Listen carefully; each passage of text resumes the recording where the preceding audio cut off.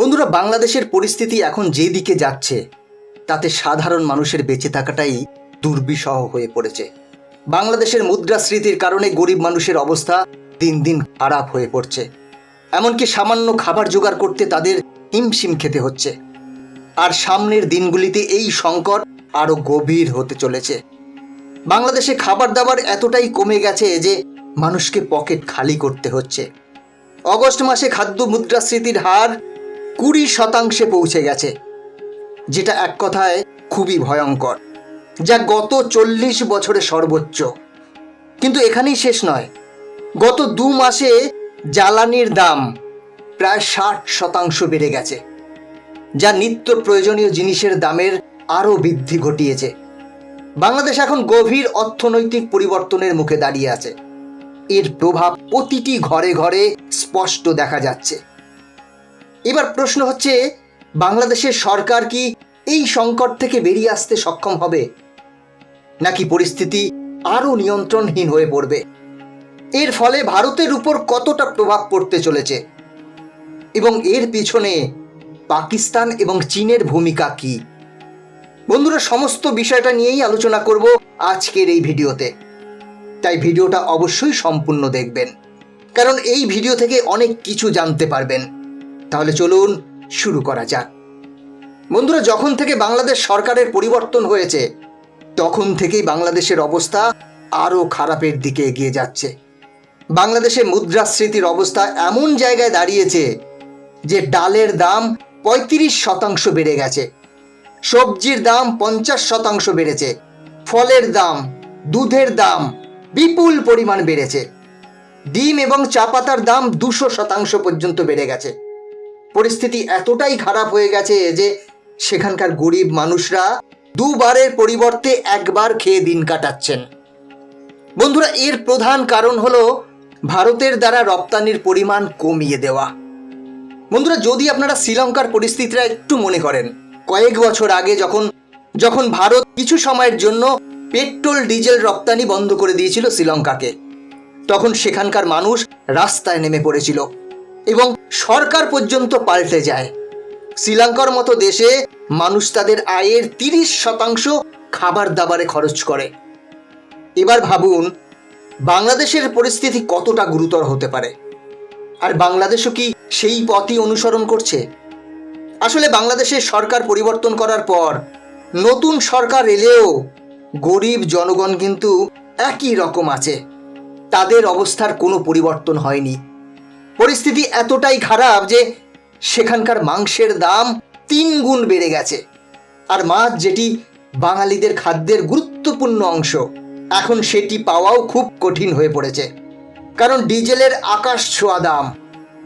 মৎস্যজীবীদের জন্য সমুদ্রে নৌকা নিয়ে যাওয়া এবং মাছ ধরা কঠিন হয়ে দাঁড়িয়েছে। এই পরিস্থিতিতে বাংলাদেশের জনগণ খাবার দাবারে কাটছাট করতে বাধ্য হচ্ছে।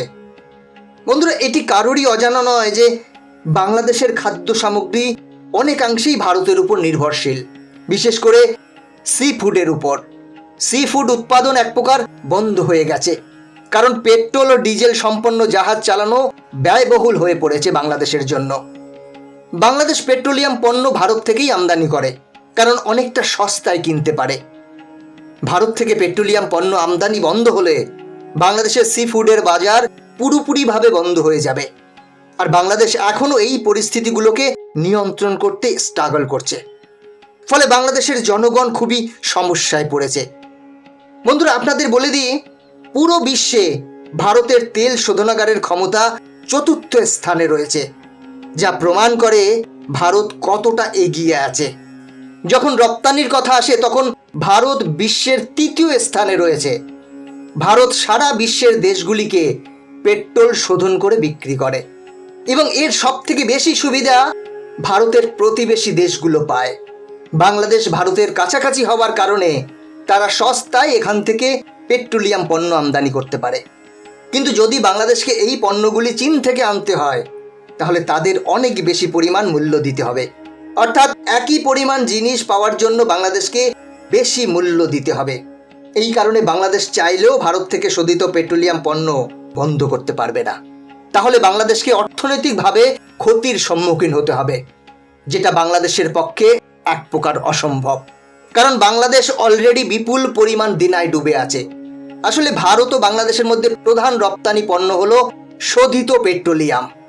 যদি ভারত এই শোধিত পেট্রোলিয়াম বাংলাদেশের জন্য বন্ধ করে দেয়, তাহলে সেখানকার মুদ্রাস্ফীতি আরও বেড়ে যাবে, যা তাদের অর্থনীতিকে পুরোপুরি অস্থির করে দেবে। যেহেতু ভারত ও বাংলাদেশের ট্রেড রিলেশন খুব স্ট্রং, তাই হয়তো ভারত এটা করবে না। আর আপনাদের জানিয়ে রাখি, বাংলাদেশ ভারতের উপর এতটাই নির্ভরশীল যে গত 25 বছর ধরে এই দেশ ভারত থেকে শোধিত পেট্রোলিয়াম কেনে এবং প্রতি বছর এতে 10% বৃদ্ধি দেখা যায়। শুধু পেট্রোলিয়াম প্রোডাক্টই নয়, বাংলাদেশ ভারত থেকে রেকর্ড পরিমাণ প্যাকেজজাত ঔষধ, চাল, ডাল, তেল, চিনি, আলু, পেঁয়াজ, বিভিন্ন সবজি কেনে। কিন্তু বাংলাদেশের সরকার পরিবর্তনের পর থেকেই ভারত ও বাংলাদেশের বাণিজ্যে নতুন নতুন বাধার সৃষ্টি হয়েছে, যা উভয় দেশের সম্পর্ককে দুর্বল করতে পারে। পরিস্থিতি কতটা গুরুতর হতে পারে বাংলাদেশ সেটা খুব শীঘ্রই বুঝবে, কিন্তু তখন হয়তো খুব দেরি হয়ে যাবে। এতে হয়তো ভারতের কিছুটা ক্ষতি হবে, কিন্তু আসল খেসারত বাংলাদেশকেই দিতে হবে। বাংলাদেশের নতুন সরকার এখন এমন এমন পদক্ষেপ নিচ্ছে যেটি পরে গিয়ে নতুন কোনো সমস্যার সৃষ্টি করতে পারে। বাংলাদেশের বেশিরভাগ ব্যবসা বন্ধ হয়ে গেছে এবং যা কিছু উপার্জন হচ্ছিল তা মূলত টেক্সটাইল রপ্তানি থেকেই আসছিল। বর্তমানে যার বেশিরভাগ কারখানা এবং কোম্পানি বন্ধ হয়ে গেছে, যার মধ্যে অনেক ইন্ডিয়ান ফ্যাক্টরিও আছে। ফলে দেশের আয় প্রায় শূন্যে নেমে এসেছে। বৈদেশিক মুদ্রার ভাণ্ডার তলানিতে নেমেছে। বাংলাদেশের মুদ্রাস্ফীতি এতটাই আকাশ ছোঁয়া যে গরিব মানুষের কাছে খাবার কেনার জন্য টাকা নেই। শুধু তাই নয়, এই মুহূর্তে বাংলাদেশের উপর $20 মিলিয়ন ঋণ রয়েছে, যার মধ্যে ভারতের বেশ কয়েকটি কোম্পানিও বাংলাদেশের কাছে অনেক টাকা পাবে।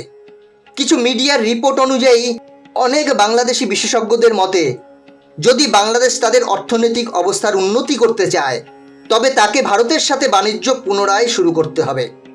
ভারতের সাথে বাণিজ্য করলে সস্তায় পণ্য পাওয়া যাবে, যা দেশের অর্থনীতিকে পুনরায় সচল করতে সাহায্য করবে। কিন্তু এখন প্রশ্ন হলো যে বাংলাদেশ কি সঠিক সময়ে সঠিক পদক্ষেপ নেবে? তারা কি ভিন্ন মত পোষণ করবে?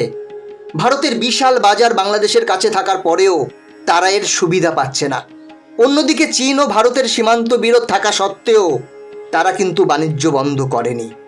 কিন্তু যেই ভুলটা পাকিস্তান করেছে, ভারতের সাথে বাণিজ্য বন্ধ করে, একই ভুল বাংলাদেশও করতে যাচ্ছে, ভারতীয় পণ্য বয়কট করে।